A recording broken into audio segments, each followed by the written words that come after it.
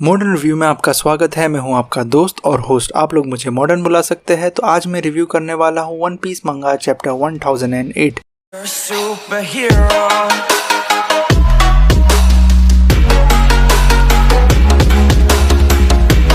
तो चैप्टर का नाम है leader of the Atamayama thieves brigade Ashura Doji और कवर पेज रीडर रिक्वेस्ट है, जहां रॉबिन ने अपने डेविल फ्रूट पावर से एक हॉर्स पर विंग्स बनाकर उसे उड़ने दिया है। तो लास्ट चैप्टर का क्लिफ हैंगर बहुत अजीब और सरप्राइजिंग था। मैंने मेरे लास्ट चैप्टर के रिव्यू में बहुत सारे थियरीज बनाए थे ये ओडन को लेकर, और मुझे जो सबसे ज्यादा लग रहा था कि ये ओडन नहीं है, ये कांजीरो की ड्राइंग हो सकती है या ओनीमारू हो सकता है। तो चैप्टर स्टार्ट होता है कि सारे रेड स्कैबर्ड्स शॉक है और इमोशनल है ओडन को देखकर। तो ओडन बोलता है कि वो टोकी की पावर से फ्यूचर में आया है और वो बोलता है कि हम काइडो को डिफीट नहीं कर पाए थे पास्ट में, पर इस बार जरूर उसको डिफीट करेंगे। पर राइजो और अशूरा डोजी किनोमोन को वार्न करते हैं कि ये ओडन सामा नहीं हो सकता, ये कोई फेक या इम्पोस्टर है। लेडी टोकी की पावर्स लोगों को फ्यूचर में भेज सकती है पर पास में ला नहीं सकती, और ओडन सामा उस दिन मर चुके थे। और तभी ओडन अपनी स्वॉर्ड निकालता है और किनोमोन सच्चाई एक्सेप्ट करने तैयार ही नहीं है। तो अशूरा डोजी उसे पंच मार के कहता है कि मैं खुद चाहता हूँ कि ये सच हो, ये हमारे ओडन सामा हो, पर ये सच नहीं है। और अशूरा डोजी ओडन के फेस पर स्वॉर्ड से स्लाइस करता है और ओडन का फेस कट हो चुका है पर कोई ब्लड नहीं है। पर उसी वक्त ओडन उसकी स्वॉर्ड से अशूरा डोजी के पेट में घुसा देता है। तो दूसरे रेड स्कैबर्ड्स बोलते हैं कि ऐसा कैसे हो सकता है, उसका प्रेजेंस मैनरिज्म ओडन सामा जैसा ही है। तो इजो बोलता है कि अगर कोई रिक्रिएट कर सकता है ऐसा मैनरिज्म, वो हम में से ही कोई कर सकता है। तो डेंजिरो समझ जाता है कि ये कांजीरो की हरकत है। तो कीकू बताती है कि वो कांजीरो को मार नहीं पाई। तो अशूरा डोजी उसे बोलता है कि कोई बात नहीं, वो हमारा फ्रेंड था, तो उसे मारना मुश्किल ही होता। तो डेंजिरो फेक ओडन से फाइट करने लगता है और कांजीरो बताता है कि वो इंजर्ड है और उसे नहीं लगता वो जिंदा बच पाएगा इस वॉर में, और ऐसी हालत में ड्राइंग को रिमोटली कंट्रोल करना बहुत मुश्किल है, पर वो कोजुकी क्लैन को खत्म कर देगा। तो रेड स्कैबर्ड्स को पता चल गया है कि ये मोमोनोस्के को मारने जाएगा, तो मोमोनोस्के को बचाना पड़ेगा कांजीरो से। तो फेक ओडन ने अपनी बॉडी पर बॉम्ब लगाया हुआ है, तो वो पेड्रो के जैसा ब्लास्ट होकर सबको मारना चाहता है। पर अशूरा डोजी फेक ओडन को पकड़कर उस रूम के बाहर गिराता है और तभी बॉम्ब ब्लास्ट होता है और हमें अशूरा डोजी गिरा हुआ दिखता है। तो क्या ओडा ने अशूरा डोजी को मार दिया? फर्स्ट स्कैबर्ड की डेथ हो गई? मुझे नहीं लगता, क्योंकि ओडा जल्दी कैरेक्टर्स को नहीं मारता। जैसे हमने देखा कांजीरो जिंदा है अभी तक, और ये डेथ पेड्रो जैसी एंटी क्लाइमैक्टिक थी। और मुझे अभी भी लगता है पेड्रो जिंदा है, क्योंकि दोनों की डेथ में कोई इमोशनल वेट नहीं लगा और दोनों की डेथ में कुछ अचीव भी नहीं हुआ। जब पेड्रो ने अपने आप को ब्लास्ट किया था पेरोस्पेरो को मारने के लिए, वो तो बच गया, और यहाँ कांजीरो की ड्राइंग ही तबाह हुई है, कांजीरो नहीं मरा। तो मुझे लगता है दोस्तों अशूरा डोजी जिंदा है अभी भी। और तभी ट्रेजर रूम में जैक आता है। तो इनुआराशी राइजो और नेकोमोमोशी को बोलता है कि तुम लोग आगे जाओ, मैं इसे संभालता हूँ, हम दोनों इंजर्ड है तो ये फेयर फाइट होंगी। तो जैक इनुआराशी को बोलता है कि तुझे यहाँ पर कोई मून नहीं दिखने वाला। तो इनुआराशी उसे रिप्लाई में बोलता है कि यहाँ पर कोई पॉइजनस गैस भी नहीं है। ये इनुआराशी का कमबैक रिप्लाई पढ़कर मेरे दिमाग में सीधा ये चला,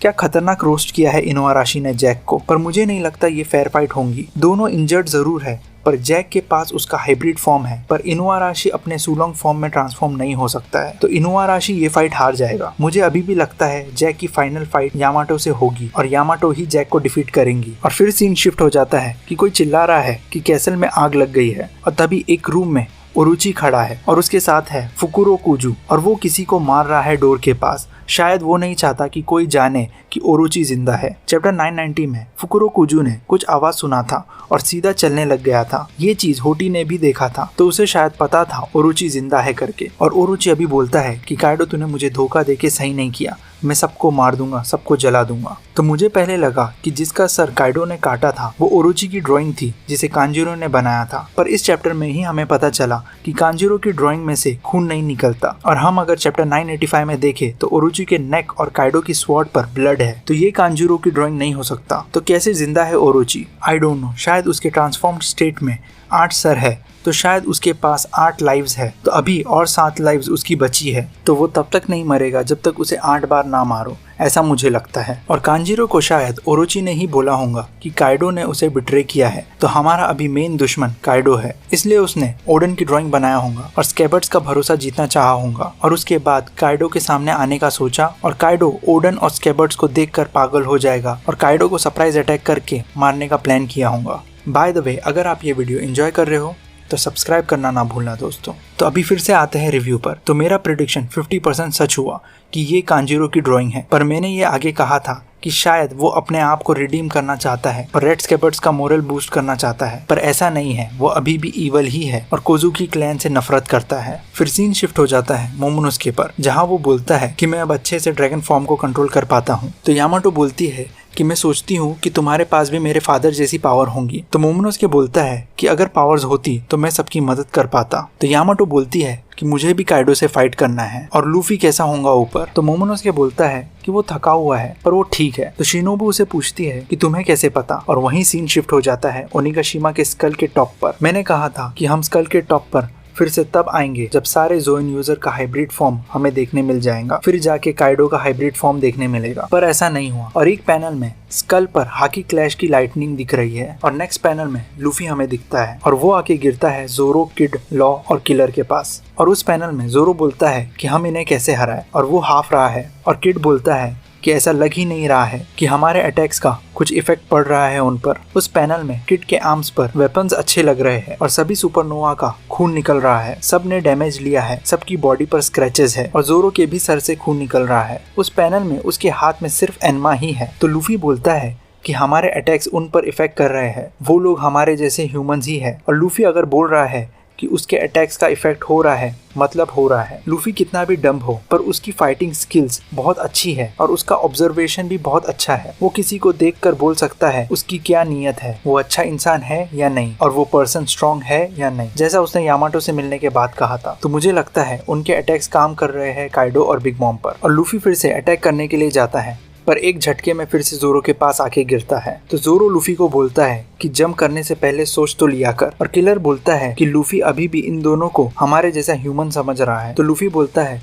कि तुम लोग एक्सपेक्ट करते हो कि हम हार जाएंगे। तो जोरो चिल्लाकर बोलता है कि हम सोच रहे हैं कि इन्हें कैसे हराए। तो लॉ बोलता है कि हमें इन्हें अलग करना पड़ेगा और जोरो एग्री करता है लॉ की बात पर। और फिर किड बोलता है कि इन दोनों को साइड बाय साइड देखकर ऐसा लगता है हम हेल में हैं। और तभी हमें काइडो का हाइब्रिड फॉर्म दिखता है जो बिग मॉम के साथ खड़ा है। उन दोनों के ऊपर एक भी स्क्रैच नहीं है। तो लूफी उसका रिप्लाई देता है कि मैं बहुत बार हेल जाके वापस आ चुका हूँ, ये मेरी होम टेरिटरी है। तो काइडो उसका जवाब देता है कि स्ट्रॉ हेड तेरी आंखों से चमक नहीं जाती। और वहीं चैप्टर खत्म हुआ। तो अभी भी काइडो लूफी से इम्प्रेस्ड है और उसकी स्ट्रेंथ को एक्नॉलेज कर रहा है। तो सबसे पहले मैं कहना चाहता हूँ मैं थोड़ा डिसअपॉइंट हूँ काइडो के हाइब्रिड फॉर्म से। मेरी एक्सपेक्टेशन बहुत ज्यादा थी काइडो के हाइब्रिड फॉर्म के डिजाइन से। मैं ये नहीं कहूंगा कि खराब डिजाइन है पर अच्छा भी नहीं लग रहा मुझे एक्सड्रेक और पेज 1 का हाइब्रिड फॉर्म ज्यादा अच्छा लगा था। तो एक्सपेक्टेड था कि काइडो का हाइब्रिड फॉर्म उन दोनों से ज्यादा अच्छा होगा और मेनेसिंग लगेगा। और काइडो के हाइब्रिड फॉर्म के फैन आर्ट भी मुझे ऑफिशियल डिजाइन से ज्यादा अच्छे लगे हैं। आई होप जब कलर में डिजाइन रिवील होगा या एनिमे में रिवील होगा तो मुझे अच्छा लगने लगे। और काइडो के हाइब्रिड फॉर्म में